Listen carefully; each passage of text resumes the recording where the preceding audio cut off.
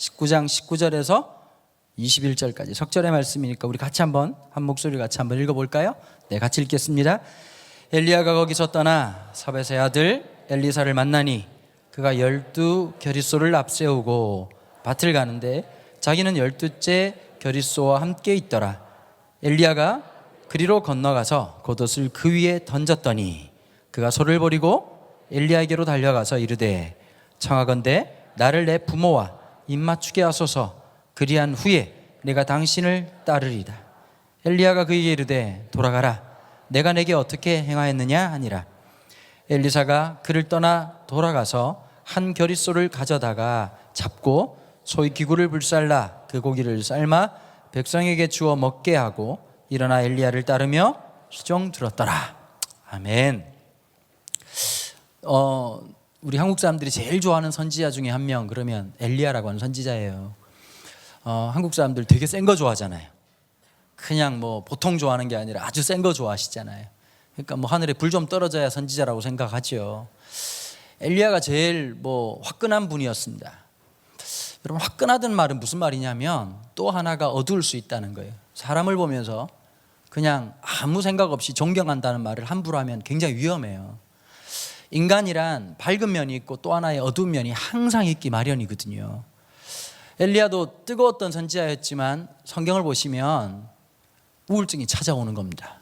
공황장애가 오고 아무것도 하기 싫은 순간이 와요. 여러분 한번 경험해 보셨죠? 고3들은 시험 앞두고 고3 돼가지고 희한하게 더 공부 안 됐잖아요. 그죠? 늘 안 됐지만 신실하게 변함없이 계속 안 됐어요. 진짜 미칠 노릇이죠.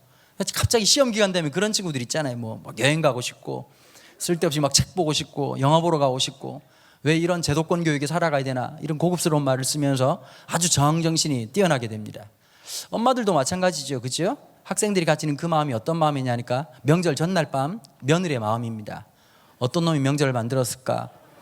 시어머니들 정말 놀랐거든요. 야, 이번에는 아무것도 하지 말자. 그냥 전이나 좀 하고 나물 좀 무치고 애비 좋아하는 갈비나 재고. 지금 웃어야 돼요, 얘들아. 무슨 말인지 못 알아듣겠지? 너네들 보고 그런 거 왜 시간이 없어? 하루 전날 국어하면 되고 수학하면 되고 영어하면 되고 왜 못해? 이 말하고 똑같은 거예요. 다시 할머니 비전 버전 이렇게 되는 거예요. 아이고 안 해도 된다. 그냥 나물 좀 미치고 무치고 전이나 굽고 생선 좀 몇 개 좀 삶고 그 다음에 신선로 이런 거 하나씩 해야지. 그래도 우리 집안이 좀 있어 보이지 않니? 이런 헛소리하고 똑같은 얘기란 말이에요. 참 어렵죠. 목사들도 똑같은 것 같아요. 우리가 치약인 줄 알아요. 짜면 다 나오는 줄 알아요, 설교가. 우린 치약이 아닙니다, 여러분. 짠다고 나오는 게 아니거든요. 참 고민을 해야 되고 참 어려운 순간이 옵니다. 어느 날 갑자기 열심히 해야 된다는 건 알고 있는데 안 될 때가 있어요. 몸이 안 움직일 때가 있어요. 그러지 않아요? 시험 공부해야 된다고 생각하는데 안 될 때가 있어요. 불 보듯 뻔하고 무언가를 해야 되겠는데 그거 하나가 안 되는 날이 온다고요. 엘리야가 그랬거든요. 여러분, 우리가 오늘 맨 끝에 우리 미선자매가 마지막 찬양 했잖아요. 이게 참 극적인 대조죠. 요게벳이 마지막으로 섰던 곳은 나일 강가였어요. 나일 강가에 갈대상자에 아이를 넣고 거기까지가 엄마의 역할이었어요. 참 나일 강이라고 하는 게 슬픔의 강이에요. 아이가 죽는 것을 마지막 접하는. 근데 참 하나님의 아이러니가 그 죽음의 강에서 구원이라는 사건을 만드신단 말이에요. 이 비슷한 사건이 다시 한 번 더 반복되죠. 모세 인생에. 어릴 때 100일 때 일어났던 이 사건이 80의 나이에 이스라엘 백성들을 이끌고 처음으로 도착했던 곳이 홍해라고 하는 곳이에요. 이걸 철학적으로 메타포라고 얘기를 하는데 이 홍해를 보자마자 수많은 사람들이 외쳤죠. 우리가 죽을 데가 없어서 여기로 인도했냐? 저 영감쟁이 내가 따라갈 때부터 알아봤어. 미쳤지 우리가. 바다 보고 기뻐하지 않았단 말이에요. 와, 바다다! 이러고 놀지 않았단 말이에요. 보는 순간 죽음을 직감했던 거죠. 끝났구나. 여러분 어릴 때부터 많이 경험하실 거예요. 시험 기간만 되면 이제 끝났어 이런 거 하잖아요. 그죠? 늘 마음속에 이제 다 끝났구나라고 생각하는 수많은 순간들이 찾아옵니다. 근데 그 홍해에서 그 죽음의 바다에서 나일강에서 모세를 건지신 것처럼 이 모세라고 하는 한 명의 이 대표 단수를 통해 가지고 이스라엘 전체를 구원하신 하나님의 모습을 예언자적으로 보여주신 거예요. 이걸 갖다 뭐라고 말하냐면 신학적으로 말할 때 모형론이라고 얘기를 합니다. 우리의 삶 속에 늘 죽는 순간이 끊임없이 찾아옵니다. 우울증도 찾아올 때가 있고 열등감이 시작될 때도 있고 어려울 때도 있어요. 뭐 제 아들 녀석이 중학교 3학년인데 요즘 매일같이 부르는 노래가 있습니다. 기타 치면서 찬송을 불러야 되는데 목사들이 찬송을 안 부르고 10cm에 스토커를 부르고 있습니다. 들으면서 느꼈죠. 짝사랑하는구나. 그죠? 그 보니까 뭐 그 안경제비 쌤님 딱 보니까 우리 아들이에요. 애가 보니까 근데 갑자기 속이 이제 이런 마음이 들더라고. 중학교 3학년 아들이 여자친구한테, 근데 그것도 멋있게 여자친구가 있는 게 아니라 혼자 짝사랑한다는 게 너무 안타깝잖아요. 왜 이럴까 이렇게 가만히 생각해 보니까 제가 중학교 3학년 때 짝사랑을 시작했더라고요. 그것까지 닮을 필요는 없지 않습니까? 근데 참 보면서 그런 마음이 들었어요. 그 답답한 마음이 얼마나 힘들까. 살아가면서 수없이 마음이 힘들고 어려울 때가 있단 말이에요. 제가 지난주에 어떤 일이 있었냐면 주일날 저희 교회에 이제 사임 설교를 했어요. 고별 설교를 했는데 제가 그 설교가 마지막이라는 순간을 언제 알았냐면 주일날 아침에 알았습니다. 원래 이제 11월 말까지 사역하기로 돼 있었는데요. 이제 이번 주 내일은 우리 연합 예배를 드려서 다른 분이 설교를 하시고 마지막 주는 하여튼 뭐 그렇게 돼가지고 갑자기 지난주에 이제 고별 설교를 하게 된 거예요. 근데 더 대박이 뭐냐면 우리 홈페이지 관리하는 청년이 뭐라고 썼냐니까 홈페이지에다 이렇게 썼어요. 강은도 목사님 마지막 설교 이렇게 쓴 거예요. 그 다음날 어떤 일이 벌어졌냐면 교회 홈페이지가 마비가 된 거예요. 그 수많은 사람들이 추측이 시작된 거죠. 왜 강은도 목사가 그만뒀을까? 이게 또 이제 왜 뉴스 엔조이는 안 나올까? 이런 걱정을 하면서 수많은 분들이 혹시 사고를 쳤나? 굉장히 많은 기대와 뭐 좋은 기대도 있겠고 여러 가지가 있겠지만 사람들이 진짜 상상을 많이 하시더라고요. 자고 일어났는데 전화가 한 50통이 온 겁니다. 얼마나 걱정이 돼, 뭐 이해가 되는데 또 경상도 스타일 아시죠, 그죠? 그 제가 분명히 얘기를 했거든요. 페이스북에다가 그 다음날 아침에 보니까 이런 사태가 벌어져서 교회가 제가 푸른 교회를 사임합니다 이러고 쭉 썼어요. 어디로 갈지 전혀 정해지지 않았습니다. 여러분 있는 대로 얘기를 했어요.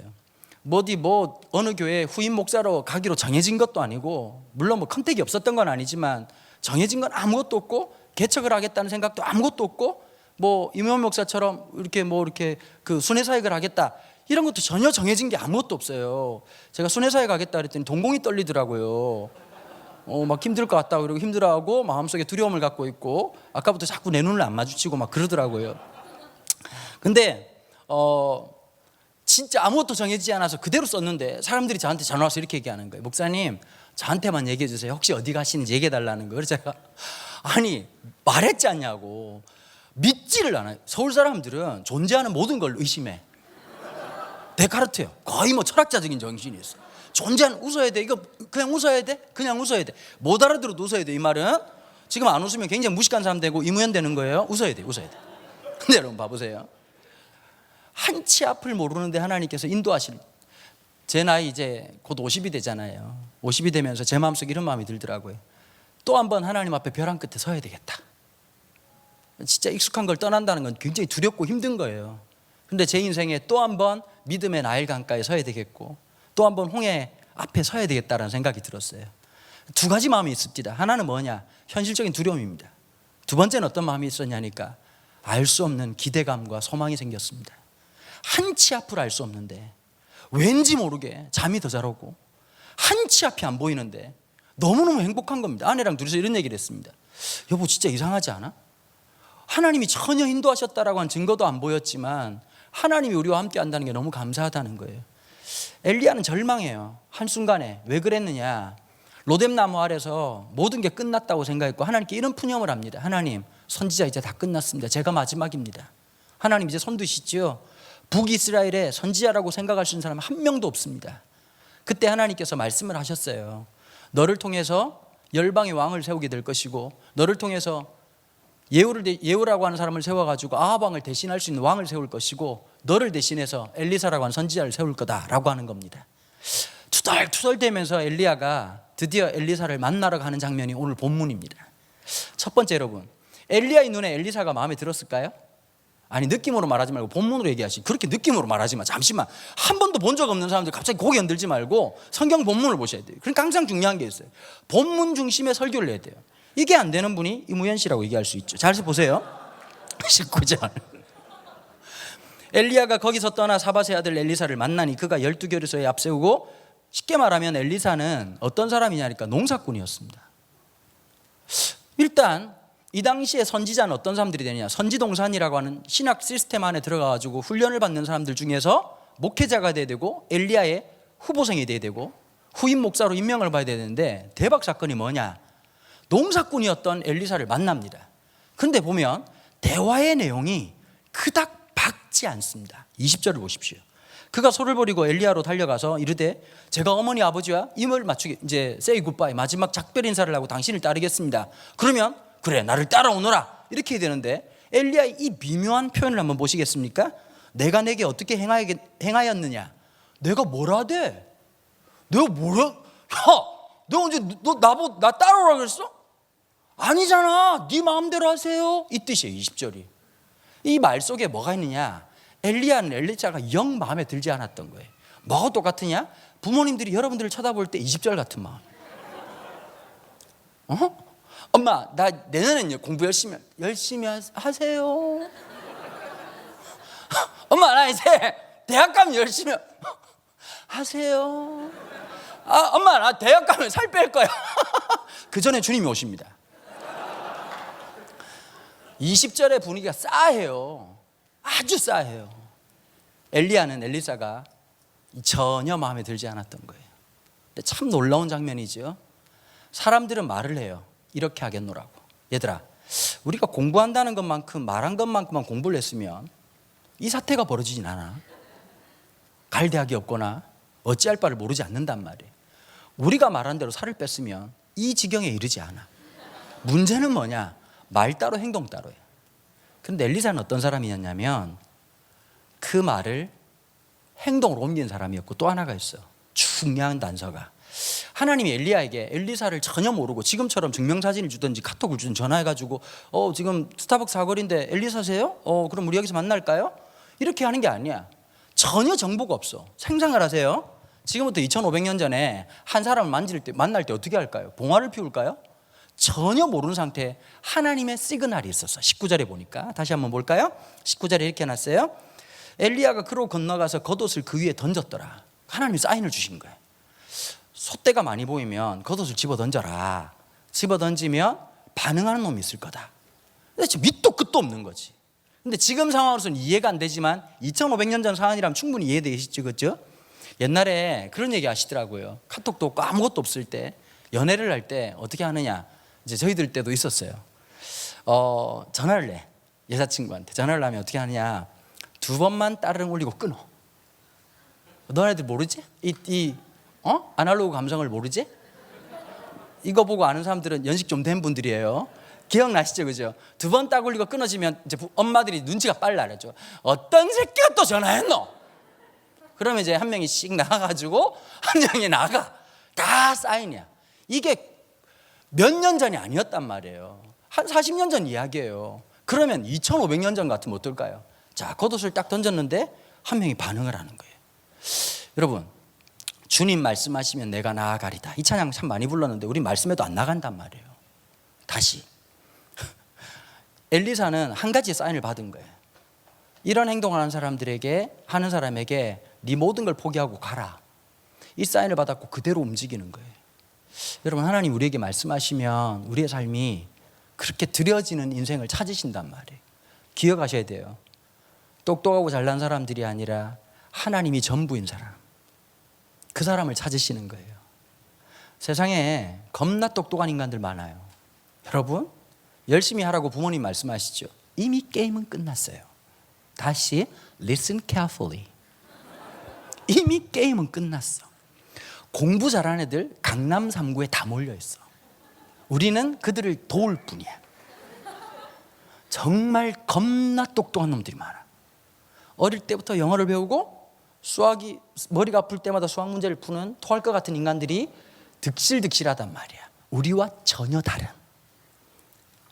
다르고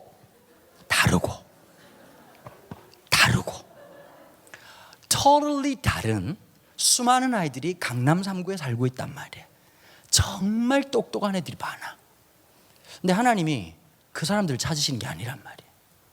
누구를 찾으시냐면 농사꾼이었고 아무것도 없지만 하나님의 말씀에 점적으로 반응할 수 있는 사람들을 찾으셨단 말이에요. 늘 그런 말 들으셨죠? 수능이 전부가 아니다. 여러분 살아가 보니까 신기한 게 있습니다. 늘 한순간 한순간 그게 끝인 줄 알고 살았는데 또 언덕이 있고 또 언덕이 있는 거예요. CCM만큼 중요한 노래가 있어요. 오르막길이라는 노래를 불러야 돼. 이제부터 웃음기 사라질 거야. 얼마나 좋은 노래입니까? 가파른 저 길을 좀 봐. 그게 우리의 인생이에요. 진짜 쉽지 않은 인생이라고. 지금이야 중학생들 중에 야 너 꿈이 뭐냐 그러면 제가 열심히 공부해서 의사가 되겠습니다. 속으로 비웃지만 겉으로는 할 수 있다고 얘기를 해. 중학생 때까지요. 고3이 갑자기 저는 의사가 되고 병원에 보내요. 20대 후반이 그러면 바로 정신병원에 보냅니다. 그죠? 현실이라고 하는 게 점점 차고 온단 말이에요. 현실적으로. 내 인생이라고 하는 게 지난번 우리 겨울 수련회 때 어떤 여학생이 맨 앞자리 한 명 앉았어요. 한 1,500명 모인 수련회인데 맨 앞자리 앉아서 내가 물어봤어. 네 꿈이 뭐냐 그랬더니 이 친구가 이런 얘기 하더라고. 제빵 제과학과를 가고 싶대요. 너 왜 그렇게 생각했냐? 그랬더니 이 친구가 하는 말이 재밌을 것 같다는. 내가 아빠 마음이 들어가지고 걱정이 됐어. 집에 가서 양푼이에다가 이걸 한번 3번만 적어보고 재밌을지 없을지를 결정해봐라. 그랬더니 똑똑하네. 애가 얼굴이 하얘지더라고. 그래 아닌 것 같다. 내가 깔끔하게 정리했어. 제빵 제과를 좋아하는 게 아니라 빵을 좋아하는 거라고 결정을 했어. 가끔씩 청소년들이 여름 수련회 겨울 수련회 끝나고 나면 페이스북 메시지로 목사님 저는 목사님 만나고 꿈이 생겼습니다. 저도 목사님처럼 훌륭한 목사님 되고 싶습니다. 그래서 제가 뭐라고 했냐니까 될 수 있으면 죽을 때까지 설교 듣는 쪽으로 사는 게 훨씬 낫다 하는 거랑 듣는 거는 전혀 다른 일이니까 각자의 수많은 어려움들이 있어요. 참 하나님 희한하죠. 닿을 수 있는 팔을 안 주셔. 이길 수 있는 힘을 안 주셔. 넉넉한 돈을 안 주셔. 그러고는 이 인생길을 가라 말씀하시거든. 이게 무슨 말이냐? 속이 타지. 하나님 왜 나한테는 이런 머리를 안 주세요? 열받잖아. 맞아 안 맞아? 수학 열심히 한번 해보려고 학원 갔어.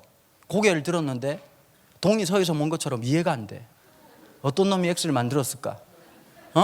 삼각함수를 만들었다는 이 이집트 놈들을 죽여야 돼. 아주 그냥 별 생각을 다 한단 말이야. 참 마음속에 우리는 왜 똑똑한 머리를 안 줬을까요? 잠에 들었대요. 화장하면서 어떤 마음이 드세요? 남학생들 씻기나 해라. 좀 씻어야 돼. 사람이 살 수가 없어. 근데 보면 참 부럽잖아요. 우리 또 멋지고 싶고 잘생기고 싶고 끝내주고 싶고 이쁘고 싶고 똑똑하고 싶고 다 그런 마음이 있어. 살아보니까 어떻던가요? 불변의 진리가 몇 가지가 있어요. 내가 마음에 드는 물건이랑 내가 갖고 있는 돈이랑 똑같은 적이 한 번도 없어. 잡으면 돈이 안 맞아. 얘들아 불변의 진리가 뭔지 아니? 싸고 좋은 건 없다는 거야. 잘 들어. 싸고 좋은 건 없어요. 얘들아 정신을 차려. 자본주의야 자본주의. 좋은 건 다 비싼 거야. 알았지? 그러면 우린 넉넉한 게 없단 말이에요. 근데 하나님이 어떻게 하시느냐? 그 절박한 상황에서 하나님이 나의 전부가 되시고 나의 공급자가 되셔서 하나님 함께 하신단 말이에요. 가끔씩 나를 묵상하는 사람이 있고 하나님 묵상하는 사람이 있어요. 연약하지만 우리 고3들 특별히 기억하세요. 내가 가는 학교를 창피하게 생각하지 마. 내가 안 가면 관악산 밑에 있는 학교가 아무리 좋아도 나랑 아무 상관없는 학교예요. 야, 내가 안 가면 신촌에 있는 대학이 아무리 좋아도 복잡한 동네에 있는 학교야. 내가 가는 그 학교에 하나님이 역사하신단 말이에요. 지방학교라고 창피하게 생각하지만 하나님의 시작은 거기 있어. 거기서부터 포기하지 말고 최선을 다하는 거예요. 하나님이 다윗을 쓰실 때 자기에게 맡겨진 작은 양무리들을 책임지고 살아가는 그 인생을 살아갔던 인생을 쓰셨단 말이에요. 하루하루 일상 그냥 먹고 살아가는 농부로 살아가는 그 일상이 쉽지 않았겠지만 그 일을 최선을 다했던 엘리사를 쓰시는 거예요. 부족하고 연약하지만 남에게 비교하지 않고 내 인생길을 두벅두벅 걸어가면 하나님 그 길을 사용하시고 역사하신단 말이에요. 잊지 말고 한순간 한순간 그렇게 살아가는 우리 친구들 되기를 축복합니다. 부모님들도 마찬가지입니다. 시작입니다. 미약할 수 있습니다. 하지만 오히려 축복해주고 기도해주고 또 한번 소망을 갖게 만들어주고 하나님이 이루실 일들이 있거든요. 이모현 목사랑 저랑 기독교계에서 따지면 듣보잡입니다. 듣도 보도 못한 잡스러운 사람들이죠. 여러분 기독교에도 스펙이 있다는 거 아세요? 명문대학 나와야 돼요. 될 수 있으면 관악산 밑에 있는 학교 나와야 좋아요. 지방으로 갈수록. 그 다음에 큰 교단 MDB 과정 해야 돼요. 그것만 끝나는 게 아니라 미국 가서 석사하고 박사해야 돼요. 한국 들어와서 유명한 교회들, 아주 큰 교회들 부교육자 생활을 해야 잘 팔려가는 거예요. 근데 그런 걸로 따지면 이무현 목사나 저나 참 안타까운 인생을 산 사람들이에요.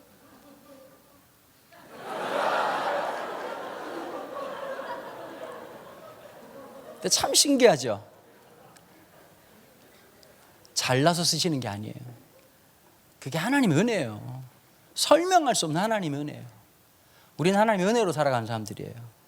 교회에서 제일 듣기 싫은 소리가 뭔지 아세요? 주님이 하셨죠. 그리고 자기 자랑하는 사람들이에요.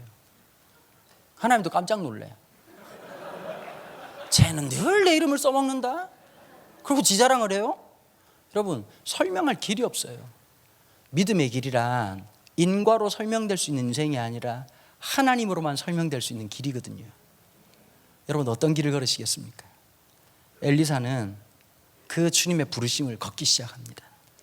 자기의 부족함을 알았기 때문에 하나님 앞에 더 절박할 수 있었고, 승천한 엘리야를 향해서 저에게 두루마리를 주십시오, 갑절의 영감을 주십시오. 2배의 영감이라고 하는 뜻은 레위기적으로 설명하면 장자에게 주는 명분입니다. 무슨 뜻이냐면 자기의 정당성이 다른 곳에 있지 않고 하나님께 있음을 인정했다는 거예요. 말씀을 정리하겠습니다. 여러분, 우리에게 주어진 인생 포기하지 말고 하나님 앞에 주어진 시간들을 최선을 다해 살아가길 바랍니다. 그리고 진짜 믿음의 길을, 하나님으로 설명될 수 있는 그 길을 함께 걷는 멋진 우리 다음 세대 되기를 주님의 이름으로 축복합니다.